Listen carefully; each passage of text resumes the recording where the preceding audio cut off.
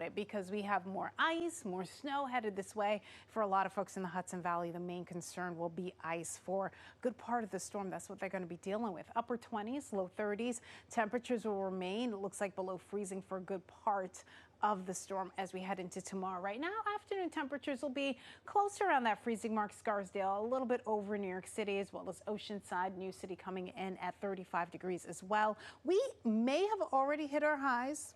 Just past midnight, we made it to 36 degrees. Temperatures, though, will be kind of teetering up and down and then eventually settle into the 20s. You'll also notice it'll feel quite blustery today, so keep that in mind. As far as the start time for this next system, close to around the noon hour. From west to east, things will start to get going.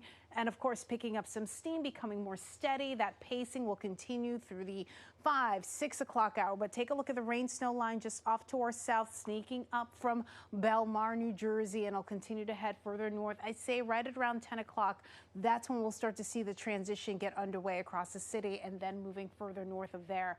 But we'll be stuck in that frozen zone, it looks like. So instead of going to all rain, we'll probably transition to a mixture of rain and snow and some sleet and eventually some freezing rain across northern suburbs, particularly the Hudson Valley and maybe even Sussex down and toward western Passaic and even parts of Morris County.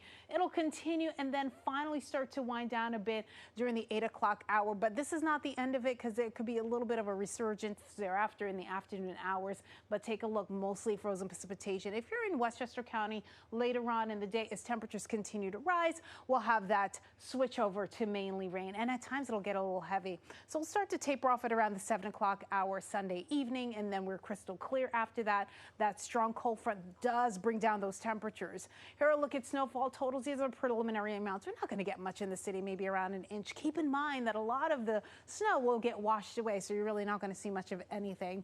But points north, icy accumulations possible. We could get anywhere from 2 to 4 inches. It gets higher as you go further north, but this is what we're working with at the present time.